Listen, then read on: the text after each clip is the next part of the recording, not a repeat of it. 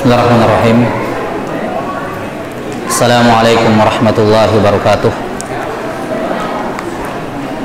Alhamdulillahi rabbil alamin. Wassalatu wassalamu ala asyrafil anbiya'i wal mursalin Nabiyyina Muhammadin wa ala alihi wa sahbihi ajma'in. Asyhadu an la ilaha illallah wahdahu la syarikalah wa asyhadu anna Muhammadan abduhu wa rasuluh. Allahumma la ilma lana illa ma 'allamtana innaka antal alimul hakim. Allahumma faqihna fi dinik wa 'allimna ma yanfa'una warzuqna al-ikhlasa fil qawli wal 'amal wa zidna ilman wa fiqhan wa 'amalan fid din ya arhamar rahimin. Amma ba'd, kita lanjutkan penjelasan dari Mandhumah Bawa'ithul Fiqrah karya Al-Hafidh Ibnu Nasiruddin Ad-Dimashqi rahimahullahu ta'ala yang wafat tahun 842 Hijriah. Masih dalam penyebutan tahun yang kedua.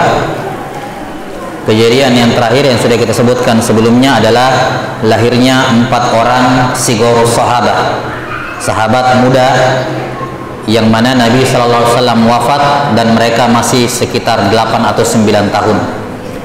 4 orang sahabat, yang pertama Miswar ibnu Makhramah, yang kedua Marwan ibnu Al-Hakam, yang ketiga An-Nu'man ibnu Bashir, dan yang keempat Abdullah ibnu Zubair ibnu Al-Awwam, di mana 2 di antaranya yakni Marwan ibnu Al-Hakam dan juga Abdullah ibnu Zubair kelak akan menjadi khalifah kaum muslimin. Selanjutnya kata beliau rahimahullahu ta'ala, kadzabnu Zubairin mislu mauti Ruqayyatin. Kemudian yang terjadi pada tahun kedua adalah meninggalnya Ruqayyah, putri Rasulullah sallallahu alaihi wasallam. Ruqayyah adalah istri dari Utsman bin Affan radhiyallahu ta'ala, di mana beliau meninggal pada saat perang Badar atau di akhir-akhir perang Badar, di mana Nabi SAW ketika sudah memenangkan perang Badar, maka dikirimlah pasukan pulang, dikirim utusan untuk mengabarkan Madinah bahwa kaum muslimin menang di perang Badar. Dan kata sahabat radhiyallahu ta'ala yang menghadiri pemakaman Ruqayyah, ya, disebutkan oleh Usama bin Zaid radhiyallahu an, kata Usama, kabar kemenangan kaum muslimin di perang Badar itu kami terima sesaat setelah kami meratakan tanah di kuburan Ruqayyah radhiyallahu anha. Berarti sudah selesai dikubur, kemudian datang kabar bahwa kaum muslimin menang di perang Badar. Dan inilah yang menjadi alasan mengapa Utsman bin Affan tidak hadir di perang Badar. Inilah alasan mengapa Utsman bin Affan tidak hadir di perang Badar.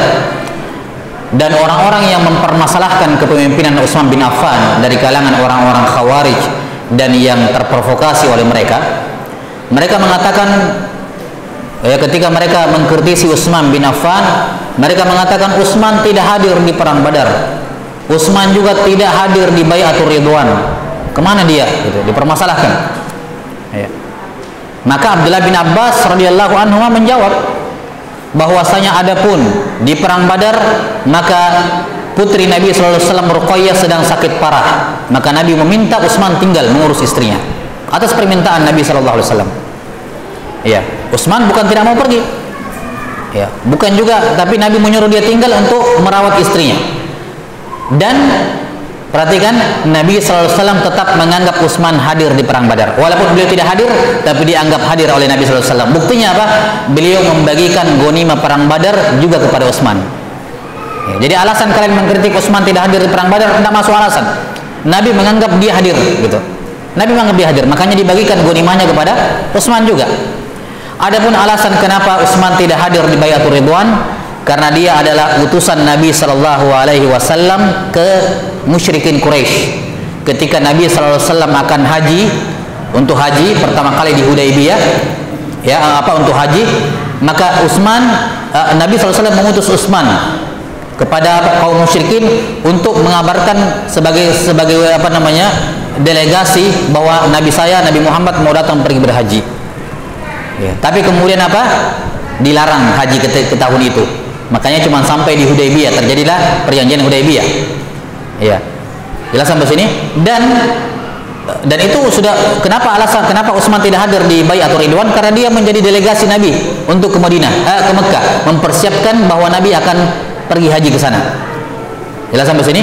Makanya kemudian apa? Kemudian ketika Bai'atul Ridwan, Nabi sallallahu alaihi wasallam atau para sahabat membaiat Nabi sallallahu alaihi wasallam, meletakkan tangan mereka di atas tangan Nabi sallallahu alaihi wasallam. Kemudian Nabi bersabda dengan tangannya, "Hadza yadu Utsman," atau "Hadhihi yadu Utsman." Ini adalah tangannya Utsman bin Affan.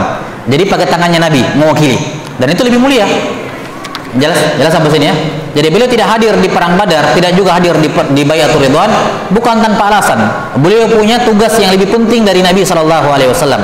Dan bersama dengan itu, Nabi menganggap Utsman hadir di kedua momen itu, hadir di perang Badar dan hadir di Bai'atul Ridwan. Bahkan di Bai'atul Ridwan, Nabi menggunakan tangannya sebagai pengganti, tangan yang lebih mulia. Jelas ya. Nah, maka Utsman bin Affan tidak ikut perang Badar karena merawat istrinya. Ketika selesai dari perang Badar, ya, datang kabar kemenangan dan Nabi Ruqayyah radhiyallahu anha sudah dikuburkan. Jadi Nabi SAW sendiri tidak menyaksikan jenazah putrinya. Nabi SAW sendiri tidak menyaksikan jenazah Ruqayyah radhiyallahu taala anha karena sudah dikuburkan. Baik. Dan ini menunjukkan bahwa di antara sunnah menyegerakan penguburan jenazah. Siapa orang yang paling layak ditunggu kalau bukan Nabi sallallahu alaihi wasallam? Gitu ya. Siapa orang yang paling layak ditunggu kalau bukan Nabi sallallahu alaihi wasallam? Tapi berhubung kenapa enggak ditunggu Nabi sallallahu alaihi wasallam? Kemungkinan mungkin saja karena perang kan tidak jelas kapan berakhirnya. Kalau ditunggu Nabi nanti lama dan dikuburkan, ya sudah dikuburkan segera. Tapi setelah Ruqayyah dikuburkan, baru saja kami meratakan tanah di kuburannya beliau, datanglah utusan bahwa kaum muslimin menang di perang Badar. Baik. Ini berkenaan dengan kematian Ruqayyah radhiyallahu taala anha. Kemudian kata beliau, Abu binti Hindin maru kanat bima'lami. Berikutnya adalah Abu binti Hindi, ayah dari putrinya Hindun. Ya, yang dimaksud di sini adalah Abu Salamah. Yang dimaksud di sini adalah Abu Salamah, suami dari Ummu Salamah sebelum menikah dengan Nabi sallallahu alaihi wasallam. Ya. Jadi istri Nabi Ummu Salamah, ya, Hindun bintu Abi Umayyah atau Hindun bintu Umayyah, itu sebelum menikah dinikahi oleh Nabi, menikah dulu dengan Abu Salamah. Makanya kunyah Abu Salamah dari suami sebelumnya. Kunyahnya beliau Ummu Salamah itu dari suami sebelumnya, Abu Salamah. Nah, Abu Salamah ini termasuk diutus dengan Sariyah. Apa itu Sariyah? Sariyah itu apa ya kalau kita bilang sekarang? Ekspedisi perang. Jadi Nabi SAW mengirim pasukan dalam jumlah kecil dipimpin oleh seorang tidak mesti jumlah kecil, tidak mesti jumlah kecil. Intinya adalah utusan perang, ya, jumlahnya sedikit ataupun banyak, di mana Nabi tidak hadir di perang tersebut. Beliau menunjuk salah seorang sahabat sebagai panglima. Itu namanya Sariyah. Jadi peperangan dalam Islam ada dua jenis, ada namanya ghazwah. Ada namanya ghazwah perang dan ada namanya Sariyah. Kalau ghazwah itu perang yang Nabi hadir di situ Nabi. Beliau jadi pimpinan perang. Kalau Sariyah itu ekspedisi perang. Jadi beliau mengirimkan pasukan tertentu, jumlahnya banyak atau sedikit, di mana Nabi tidak hadir, tidak ikut perang, tapi menunjuk sahabat sebagai panglima. Nah, salah satu Sariyah yang terkenal adalah Sariyahnya Abu Salamah ini. Ini yang dimaksud di sini, Abu binti Hindin. Ya, Abu binti Hindin. Nah, yang dimaksud di sini adalah Sariyahnya Abu Salamah. Ya, radhiyallahu taala an. Nah, Sariyah ini dikirim ke Qoton. Sebagian ulama ada yang menyebutkan bahwa Sariyah ini dikirim pada tahun ketiga Hijriah, namun di sini Ibnu Nasiruddin menempatkannya di tahun kedua Hijriah. Sebagian menyebutkannya di tahun ketiga Hijriah. Baik. Berikutnya Ghazwatu Anmar, perang Anmar. Perang Anmar ini juga dikenal dengan Ghazwah Dzu Amar. Perang Anmar juga dikenal dengan nama perang Dzu Amar. Nah, dan perang Dzu Amar ini ada yang mengatakan di tahun ketiga Hijriah. Nah, ini uniknya di sini. Apakah beliau keliru atau mungkin menganggapnya berbeda? Tapi nanti di tahun ketiga Hijriah beliau akan menyebutkan lagi perang Dzu Amar. Ya, sebagian ulama mengatakan perang Dzu Amar sama dengan perang Anmar. Ya, kalau perang Dzu Amar nanti akan disebutkan di tahun ketiga Hijriah. Cuman di sini zahirnya wallahu alam beliau menganggap ini perang yang berbeda. Kalau perang Anmar di tahun kedua, sementara perang Zu Amar di tahun ketiga. Ya. Tapi pada kuliah ini perang perang Anmar, sebagian ulama mengatakan ini sama dengan perang Zu Amar yang terjadi pada tahun ketiga Hijriah, akan disebutkan nanti insyaallah taala.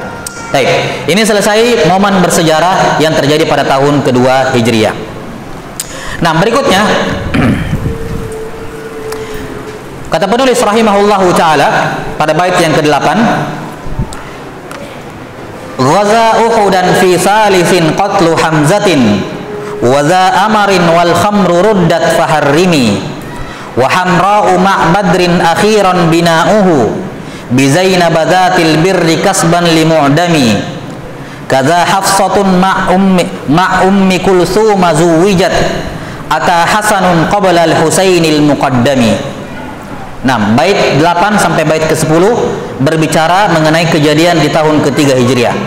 Bait ke-8 sampai ke-10 ini berbicara berkenaan dengan kejadian di tahun ketiga Hijriah. Kata beliau rahimahullahu taala, perang Uhud, ghaza Uhudan fi salisin. Perang Uhud terjadi pada tahun ketiga. Qatlu Hamzatin, di mana pada perang Uhud ini Hamzah terbunuh. Waza Amar, demikian pula di tahun ini terjadi perang Zu Amar.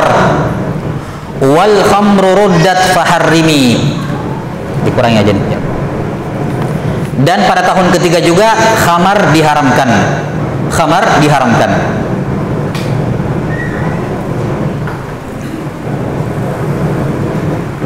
Akan apa dimatikan teh?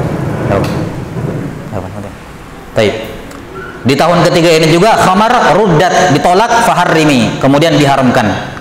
Wa hamra'u ma'badrin akhira, kemudian termasuk di tahun ketiga perang Hamra dan juga perang Badar terakhir, Badar Sugro.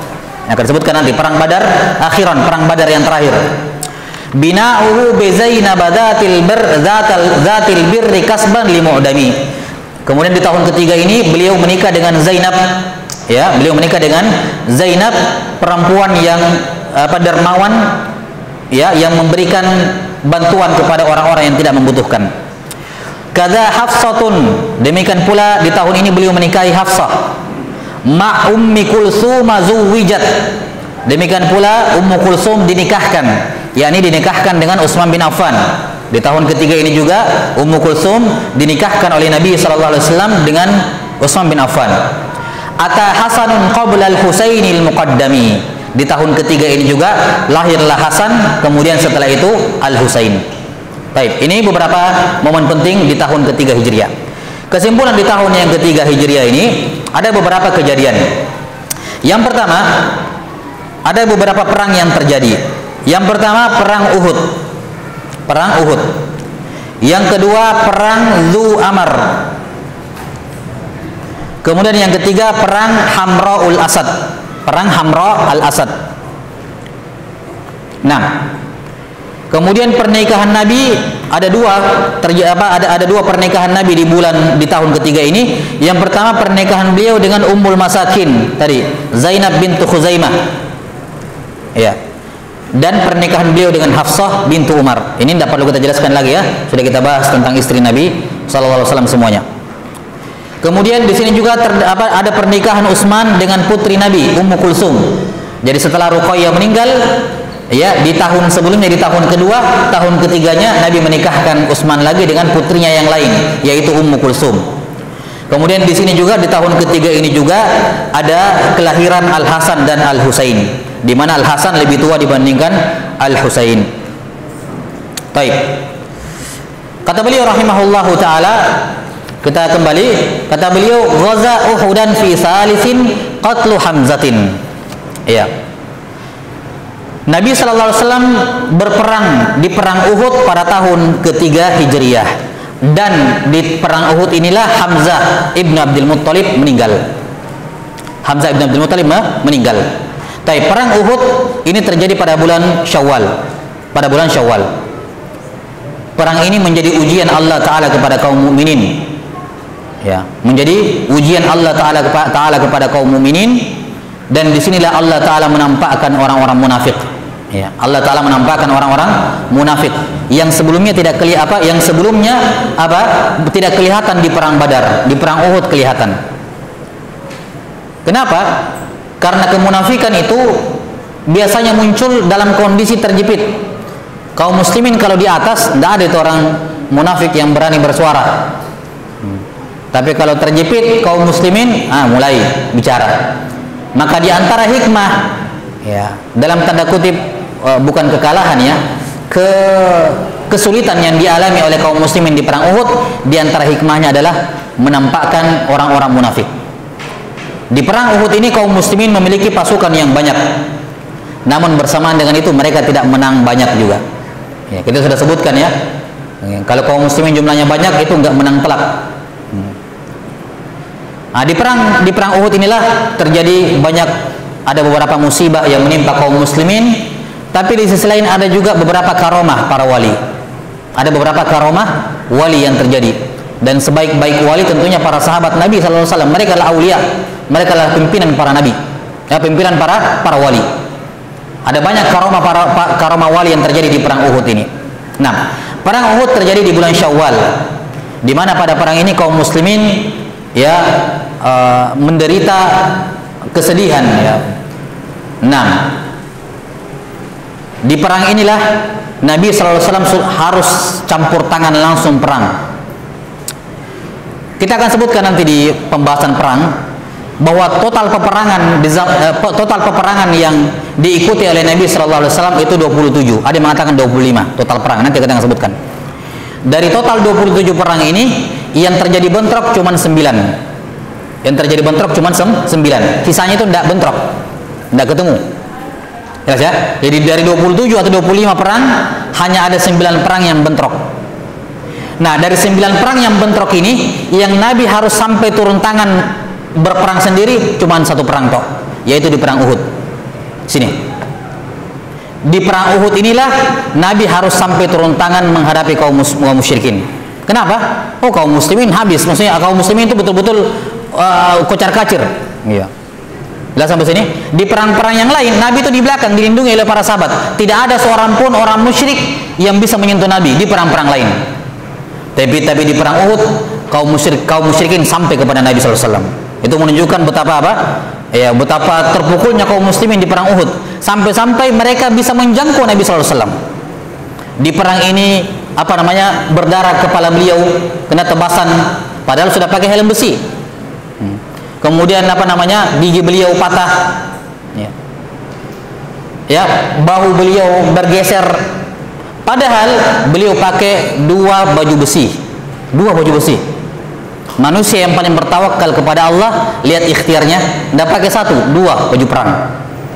Ya. Nah, seperti ini. Maka ini sanggahan yang paling telak terhadap semua ilmu-ilmu kebal. Ya. Ya kan? Tidak ada ilmu kebal dalam Islam. Nabi SAW dalam perang Uhud sampai harus butuh 2 baju besi untuk melindungi diri. Tidak kebal. Bersamaan dengan itu tembus. Ya, kepalanya beliau, giginya beliau. Jelas ya? Nah, di perang ini betul-betul kaum muslimin sangat terpukul. Di sini terbunuh 70 orang sahabat Nabi sallallahu alaihi wasallam. Mati syahid 70 orang sahabat Nabi sallallahu alaihi wasallam. Di antara yang paling mulia adalah Hamzah ibn Abdul Muttalib, pamannya Nabi sallallahu alaihi wasallam. Ya, pamannya Nabi sallallahu alaihi wasallam. Kita akan terangkan nanti itu. Nah, perang Uhud ini diabadikan ya, atau difirmankan oleh Allah Subhanahu wa taala dalam surah Ali Imran ayat 121 sampai 180. Ada 60 ayat dalam surah Ali Imran berbicara tentang perang Uhud. Saking terpukulnya kaum muslimin di perang Uhud, sebagian orang munafik kemudian ini hikmahnya kenapa kaum muslimin terpukul di perang Uhud, hikmahnya menampakkan orang-orang munafik. Orang munafik kemudian menyebarkan hoax bahwa Nabi Muhammad SAW sudah terbunuh. Oh, Muhammad sudah mati, gitu, sudah terbunuh. Karena memang keadaan ketika itu luar biasa. Beliau sampai luka parah, memang terluka. Kemudian dalam keadaan ketika hoax itu tersebar, wah sudah kaum muslimin down, mentalnya langsung down, ya. Bahkan ada sebagian yang sudah ngapain lagi kita perang? Nabi Muhammad sudah meninggal. Ya, untuk apa lagi kita perang? Maka Ketika mengetahui hoax tersebut tersebar, maka Nabi SAW segera naik ke tempat yang tinggi, batu agak tinggi, itu harus naik ke atas supaya kelihatan oleh semua pasukan. Tapi karena beliau pakai 2 baju besi, tidak kuat beliau. Bayangkan baju besi ya, 2 lapis. Itu untuk beliau manjat ke atas batu itu tidak kuat. Akhirnya apa? Thalha bin Ubaidillah nunduk. Ya, jadi apa namanya, punggungnya dikasih punggungnya ke Nabi, kemudian Nabi menginjak punggungnya supaya bisa naik ke mana? Naik ke batu. Kemudian setelah beliau berdiri, semua kaum muslimin sudah lihat, oh bahwa Nabi Muhammad SAW masih hidup, bangkit lagi kembali. Ya. Dengan berkat pertolongan Thalha inilah kaum muslimin mentalnya naik kembali. Berkat pertolongan Thalha. Dan berkat itu Nabi SAW bersabda, "Aujaba Thalha." Thalha telah wajib masuk surga. Lihat, karena pertolongan kecil seperti itu. Ini menunjukkan bahwa dalam Islam bukan yang dijadikan patokan dalam pahala adalah kuantitas, tapi kualitas pertolongan. Ya kan? Kayak kalau kita di padang pasir, kita tidak punya air, kehausan, ada orang kasih botol aqua seperti ini. Ya. Sama ketika kita di rumah banyak minuman, ada orang kasih uang sama kita misalnya 5 juta. Kira-kira yang mana yang paling kita hargai? Ya 5 juta atau 1 botol aqua kayak ini? Yang 1 botol aqua, kenapa? Nilainya adalah apa? Dia membantu di momen yang tepat ketika kita kehausan. Maka bantuan Thalha simpel, cuman bantuin Nabi naik ke batu, itu simpel, gampang, kecil sebenarnya, tapi bantuan datang di waktu yang tepat. Karena kalau bukan itu, kaum muslimin down mentalnya. Maka berkat bantuan sedikit ini, Nabi SAW bersabda, "Aujaba Thalha." Dia masuk surga gara-gara itu. Maka kalau kita ingin membantu agama Allah Subhanahu wa taala, enggak usah dipusingkan masalah kualitasnya, tapi lihat kualitasnya. Ya kan? Membantu pembangunan masjid dan semacamnya dari sarana-sarana kebaikan sejak dari bangun pondasi itu lebih besar dibandingkan masjid sudah jadi kemudian tinggal perlengkapannya mami dibantuin. Iya, dilengkapi asanya, dilengkapi apanya. Beda tentunya pertolongannya, nilai bantuannya. Karena itulah sedekah sahabat yang masuk Islam sebelum Hudaybiyah, mereka bersedekah dengan 1 genggam, itu lebih besar pahalanya dibandingkan 1 gunung emas oleh sahabat yang masuk Islam setelahnya. Makanya ketika Khalid ibn Walid ada clash dengan Abdurrahman bin Auf, ada masalah dengan sahabat Abdurrahman bin Auf, dua-duanya sahabat Nabi. Khalid ibn Walid Saifullah, pedangnya Allah. Siapa yang nggak kenal Khalid ibn Walid? Abdurrahman bin Auf minas sabiqin al-awwalin. Ada clash dengannya, maka Abdurrahman bin Auf datang kepada Nabi SAW mengeluhkan, "Ya Rasulullah, saya enggak tahu siapa yang salah di sini. Intinya Khalid ibn Walid marah sama saya." "Wahai Rasulullah." Maka datanglah Khalid ibn Walid kepada Nabi SAW. Ya, beliau tidak bertanya tentang apa masalahnya, siapa yang salah, enggak.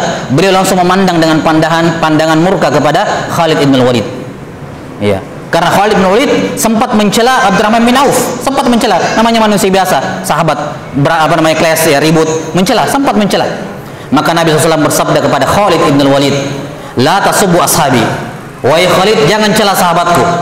Padahal Khalid juga sahabat, ya kan? Tapi beda level sahabatnya. Wahai Khalid, jangan cela sahabatku.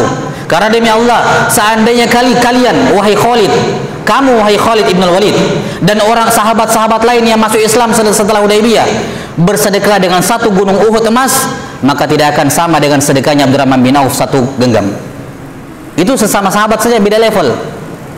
Kenapa? Karena orang yang masuk Islam sebelum Hudaybiyah, bantuannya di momen yang pas, Islam lagi lemah ketika itu, sehingga semua bantuan sangat disyukuri dan diapresiasi oleh Allah Ta'ala. Berbeda setelah Hudaybiyah, ketika Muslim sudah mulai kuat, orang yang bersedekah setelahnya bukan lagi untuk sekedar untuk nambah-nambah kekuatan, bukan membangun kekuatan dari awal. Beda dengan sebelum Hudaybiyah. Karena itulah Allah Ta'ala mengatakan, "La yastawi minkum man anfaqa min qablil fathi wa qatal, ulaika a'zamu darajatan minal ladzina anfaqu min qabli wa qatalu." Iya. Tidak sama derajatnya di antara kalian wahai sahabat. Kalian semua sahabat, tapi derajat kalian tidak sama. Tidak sama antara orang yang berinfak dan beriman, ya, berjihad setelah Fathu Mekkah, setelah Fatah yang dimaksud di sini adalah perjanjian Hudaybiyah. Nanti akan datang di tahun ke-6 Hijriah. Tahun ke-6 Hijriah.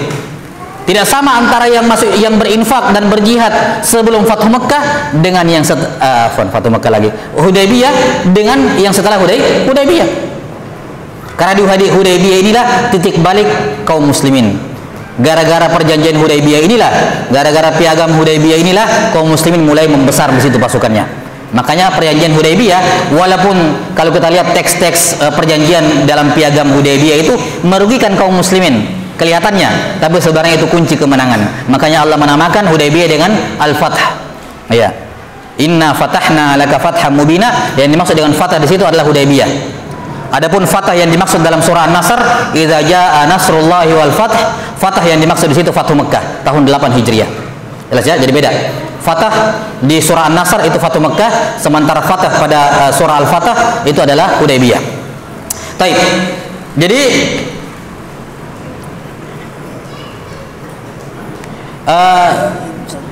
apa namanya, kaum muslimin atau para sahabat Nabi Shallallahu Alaihi Wasallam atau Tolha ketika memberikan bantuan kepada Nabi SAW kemudian dijamin masuk surga, ya, dijamin masuk surga, sampai kemudian mental kaum muslimin kembali naik dan berhasil apa, ya, kemudian memukul kaum musyrikin. Ya, tapi di sini sudah banyak yang terbunuh, di antaranya Hamzah bin Abdul Muttalib radhiyallahu taala. Dan Hamzah bin Abdul Muttalib ini masuk selang, kalau nggak salah cuma beda 1 pekan dengan masuk Islamnya Umar bin Khattab. Hamzah dulu baru Umar. Nggak, kurang lebih sepekan selisihnya. Ya. Masuk Islamnya Hamzah ini unik. Ya.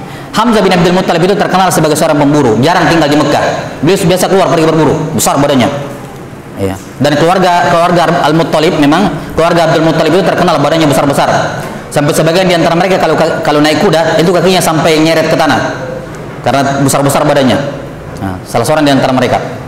Nah, Hamzah ini jarang tinggal di Mekah. Selalu keluar berburu, pulang jual mungkin buruannya, persiapkan lagi, keluar lagi. Gitu Hamzah kebiasaannya. Makanya beliau tidak tahu perkembangan apa yang terjadi di Madinah, di Mekah. Suatu ketika Hamzah pulang dari berburu, kemudian ada seorang mendatangkan kabar kepada Hamzah, mengatakan, "Ya Hamzah, sesungguhnya Abu Jahal memukul atau mendorong keponakanmu Muhammad." Ya. Mendorong apa? Keponakanmu Muhammad. Maka udah, dia nggak tahu ini keponakan saya ada agamanya begitu, cuma tidak terlalu tahu banyak lah. Intinya dia tidak sibuk dengan situasi politik di Madinah, tidak pusing apa di Mekah, tidak pusing. Dia keluar masuk gitu, lebih banyak di luar. Ketika mendengarkan hal itu, ya langsung dia mengambil busurnya, kemudian mendatangi Abu Jahal, kemudian langsung memukul Abu Jahal. Dipukul 1 kali pukul sampai jatuh. Ya, dipukul sampai jatuh. Teman-teman yang lain mau membantu, kata Abu Jahal, jangan, dia layak memukul saya karena saya telah menghina keponakannya. Ya.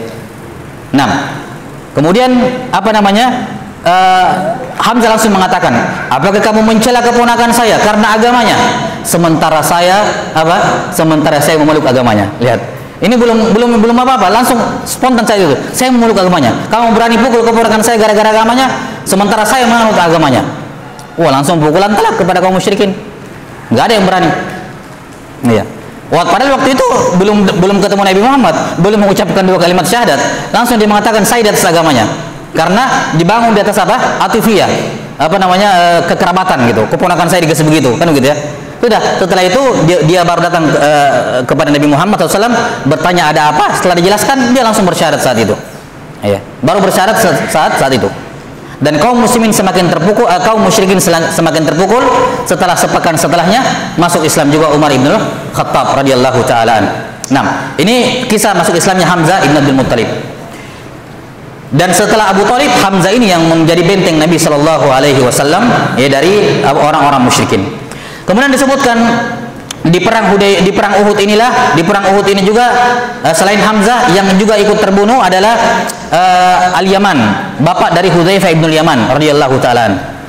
Al-Yaman, tapi beliau terbunuh oleh tombak kaum muslimin sendiri. Jadi apa namanya, sudah kumpul di situ, nggak tahu salah sasaran begitu, akhirnya terbunuh radhiyallahu taala Al-Yaman ini.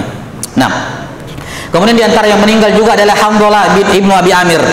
Hamdalah ibnu Abi Amir juga terbunuh di perang Uhud. Hamzah dengan Hamdalah ibnu Abi Amir dua-duanya terbunuh dalam keadaan junub. Dan kata Nabi SAW, keduanya dimandikan oleh para malaikat. Ini karomah para wali. Ini karomah wali, dimandikan oleh jenazahnya, dimandikan oleh malaikat. Nah, karena kita tahu ya orang mati di medan perang kan tidak dimandikan. Nah, sudah ya. Kemudian termasuk karomah para wali di sini adalah turunnya para malaikat membantu kaum muslimin dalam perang Uhud ini. Iya, dalam perang Uhud juga turun apa? Turun para malaikat membantu kaum muslimin. Nah, kemudian kata beliau rahimahullahu taala qatlu Hamzatin. Pembunuhan atau terbunuhnya Hamzah di perang Uhud. Beliau radhiyallahu anhu dibunuh oleh seorang yang bernama Wahsy Al-Habasyi. Wahsy Al-Habasyi, dia ini asalnya diutus oleh kaum musyrikin oleh istrinya Abu Jahal, Dia mengatakan kalau kamu berhasil membunuh membunuh Hamzah, ya, atau membunuh Muhammad atau membunuh Hamzah, ya, saya akan merdekakan kamu. Maka dia pun berhasil membunuh Hamzah bin Abdul Muttalib radhiyallahu taala dan dia pun dimerdekakan. Ini Wahsy Al-Habasyi. Dia dimerdekakan. Nah, belakangan Wahsy ini yang orang Habasyah, orang Ethiopia, masuk Islam dan bagus keislamannya radhiyallahu anhu Wahsy. Tapi ketika dia berjumpa dengan Nabi sallallahu alaihi wasallam, ya, dia matanya Rasulullah Wahsy, ya, kata Nabi sallallahu alaihi wasallam, kamu yang membunuh Hamzah? Katanya iya Rasulullah. Maka beliau pun membalikkan wajahnya, tidak memandang. Ya, ini merupakan hal yang sangat mendalam terbunuhnya Hamzah bin Abdul Muttalib. Walaupun beliau sudah masuk Islam, tentunya bagus keislamannya, nggak bisa lagi diiqab dengan hukuman-hukuman ini, tapi ya tetap saja ada hal yang mengganjal, ya, ada hal yang Nabi sallallahu alaihi wasallam belum sepenuhnya, ya, maka beliau pun berpaling dari Wahsy ini radhiyallahu taala anhu. Baik. Berikutnya kata beliau rahimahullahu taala wa za amar. 6. Perang Zu Amar. Ini yang saya katakan tadi, perang Zu Amar ini ada yang mengatakan perang melawan Bani Anmar yang disebutkan di tahun kedua sebelumnya. Anmar tadi itu di akhir tahun kedua. Ada yang mengatakan perang dengan Bani Anmar itu sama seperti perang Zu Amar. Terjadi di bulan Rabiul Awal tahun ketiga Hijriah. Iya. Bulan Rabiul Awal tahun ketiga Hijriah. Musuhnya adalah Bani Ghatafan. Makanya dikenal juga dengan perang Ghazwatu Ghatafan, perang Ghatafan. 6.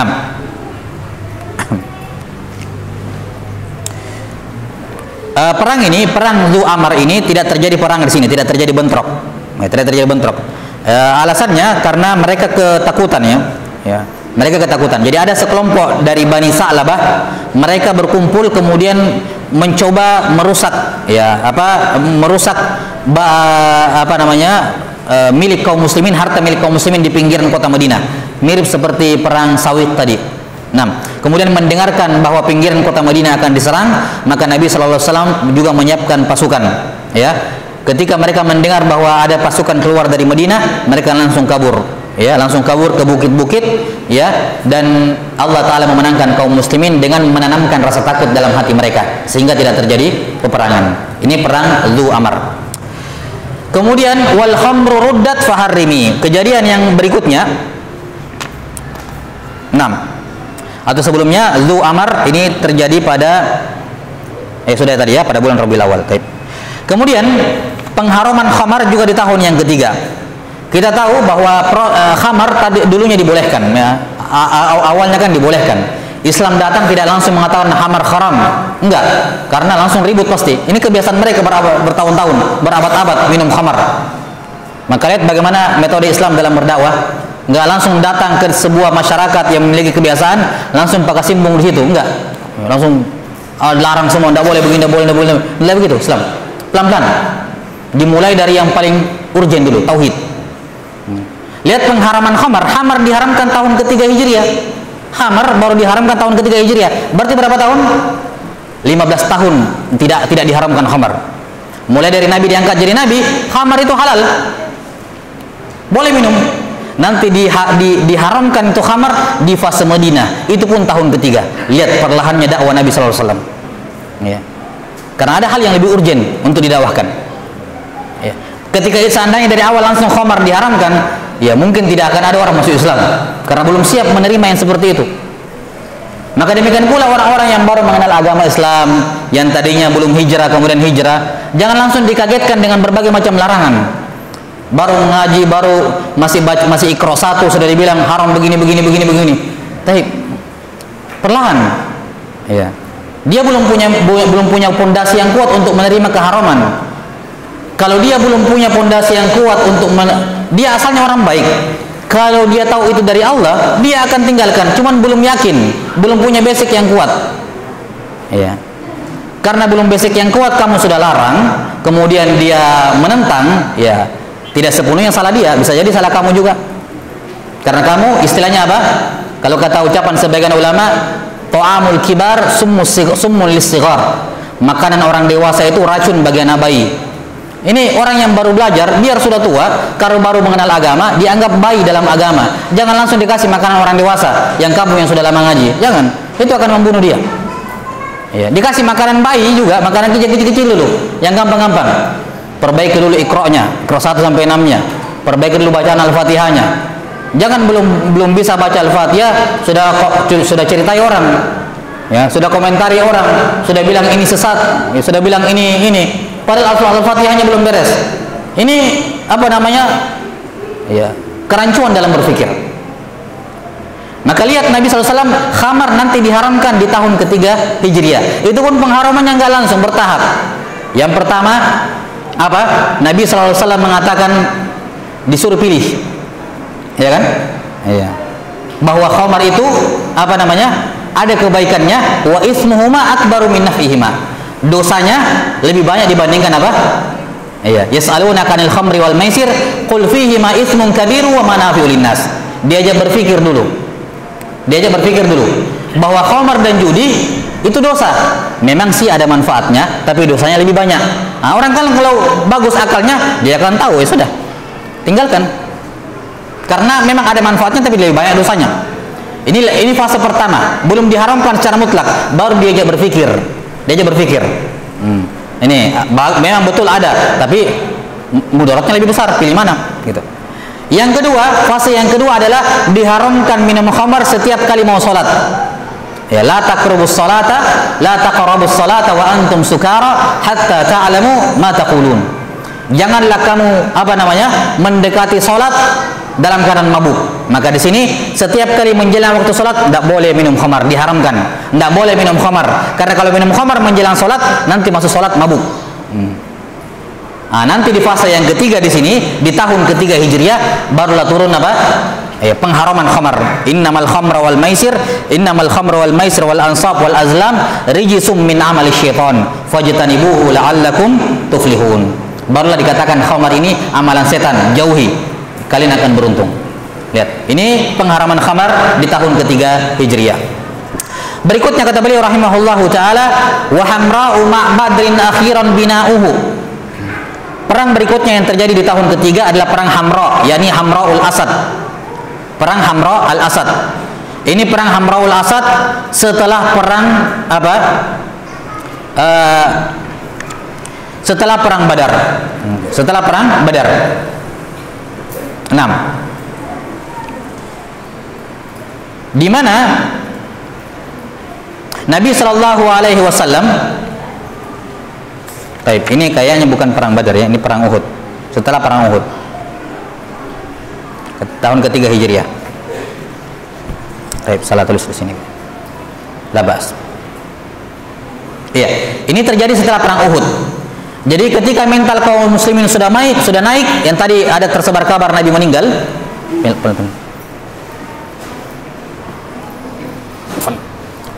Salah tulis di sini.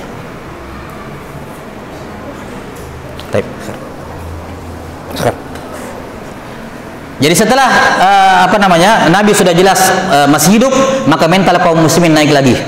Sudah luka parah, sudah terpukul, naik lagi mentalnya, kemudian memukul kaum musyrikin sampai mereka kabur. Nah, setelah selesai di Uhud ini, dalam keadaan luka-lukanya kaum muslimin, dalam keadaan terpukulnya mereka, dalam keadaan sedih-sedihnya meninggal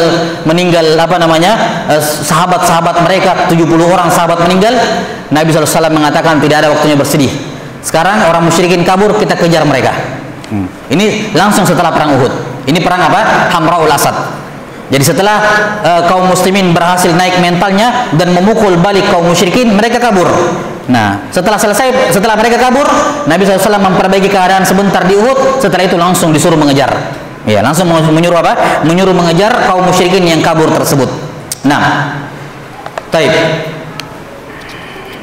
Kata beliau, semua yang hadir di perang Uhud tidak boleh ada yang pulang. Lanjut kejar. Ya, lanjut kejar apa? Kaum musyrikin ini. Nah, ada ya.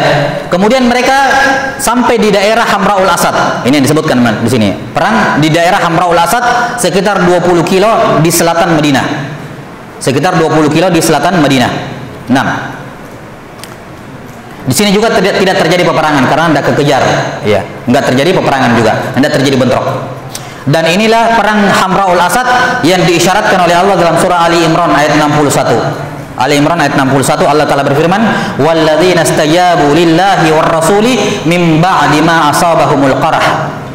Orang-orang yang menjawab panggilan Allah dan Rasul setelah mereka tertimpa luka. Yani setelah Uhud mereka terluka, mereka menyambut lagi seruan Nabi untuk ke perang Hamraul Asad. Ini yang diinginkan di sini di surah Ali Imran ayat 61. Berikutnya Badrin akhirah, Badar akhir. Ya, perang Badar akhir. Taib. Ini apa namanya? Badar akhiran di sini disebutkan oleh penulis rahimahullahu taala. Ya, wallahu a'lam bissawab. Yang masyhur di kalangan ulama sirah, Badar Sugro, perang Badar Sugro atau Badar akhir itu terjadi di tahun keempat Hijriah, bukan di tahun ketiga di sini. Ini yang masyhur, wallahu a'lam. Di sini beliau memasukkan Badar Sugro, perang Badar Sugro di tahun ketiga, namun yang masyhur dia di tahun yang keempat. Dikatakan Badar Sugro karena tidak ada perang di sini, tidak bentrok. Baik. Berikutnya kejadian di tahun ketiga, wabina'uhu bi Zainab, pernikahan dengan Zainab bintu Khuzaimah al-Hilaliyah, ummul masakin. Sudah kita sebutkan ya. Ini termasuk istri Nabi sallallahu alaihi wasallam. Kita lewati. Kada Hafsatun, demikian pula beliau menikahi Hafsah di tahun ini. Kita juga sudah sebutkan kisahnya bagaimana Umar menawarkan Hafsah kepada Abu Bakar, kemudian Utsman dulu baru ke Abu Bakar. Sudah kita sebutkan kisahnya. Berikutnya Ummi Kulsum zuwijat. Di tahun ketiga ini juga Ummu Kulsum dinikahkan oleh Nabi dengan Utsman. Jadi kita sudah kita sebutkan bahwa istri Utsman yang pertama yakni Ruqayyah putri Nabi SAW meninggal di tahun kedua Hijriah pas setelah perang Badar. Nah, di tahun ketiganya Nabi SAW menikahkan Utsman lagi dengan putrinya yang lain yaitu Ummu Kulsum. Nah, bersama Ruqayyah Utsman memiliki satu orang anak namanya Abdullah.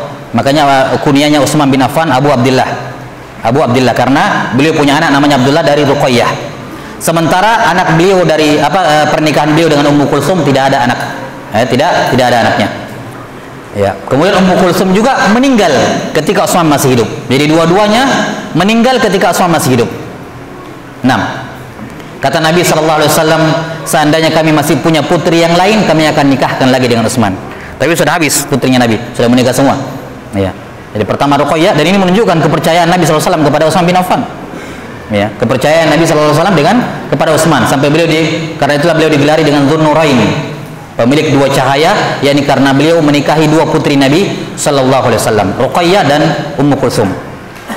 Kemudian kata beliau, ata Hasanun qabla al-Husainil Muqaddami. Di tahun ketiga ini juga lahir Al-Hasan dan Al-Husain. Al-Hasan dan Al-Husain. Al-Hasan Abu Muhammad, ya, Al-Hasan bin Ali bin Abi Thalib, beliau lahir di pertengahan bulan Ramadan. 6.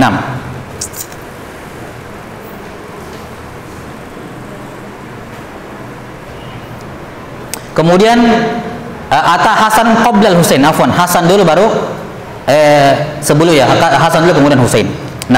Dan Al-Hasan inilah beliau menjadi khalifah yang kelima setelah siapa? Setelah Ali bin Abi Thalib untuk menggenapkan khilafah nubuwah. Kata Nabi SAW, al-khilafatu min ba'di 30 sanah. Khilafah sepeninggalku 30 tahun. Khilafah sepeninggalku 30 tahun. 30 tahun itu 2 tahun Abu Bakar, 10 tahun Umar, berarti berapa? 12 tahun. Kemudian Utsman 12 tahun juga. Berapa itu? 24 tahun. Kemudian Ali bin Abi Thalib Berarti kurang berapa 30 tahun? Kurang 6 tahun ya. Ya kan 24 tahun. Ini kata Nabi 30 tahun. Ali bin Abi Thalib berarti 5,5 tahun. Ya, 5,5 tahun. 6 bulan terakhir, setengah tahun yang terakhir itu Al Hasan bin Ali bin Abi Thalib. Makanya para ulama mengatakan bahwa termasuk Khulafa ar-Rasyidin adalah Al Hasan, karena beliau menggenapkan 6 tahun terakhir 30 tahun kenabian, 30 tahun khilafah kenabian. Jelas sampai sini? Karena kalau di total dari Abu Bakar sampai akhirnya Ali bin Abi Thalib terbunuh itu cuma 29 tahun 6 bulan. Nah, kebetulan memang secara sirah Al Hasan sempat berkuasa 6 bulan sebelum beliau menyerahkan kepada Muawiyah bin Abi Sufyan. Jadi memang totalnya genap 30 tahun. Sesuai dengan sabda Nabi sallallahu alaihi wasallam, "Al khilafatu min ba'di 30 sanah." Iya, khilafah sepeninggalku ada 30 tahun. Maka Al Hasan bin Ali bin Abi Thalib termasuk khalifah. Termasuk khalifah walaupun beliau cuma memimpin 6 bulan. Taib, wallahu taala alam bisawab. Ini selesai kejadian yang terjadi di tahun yang ketiga.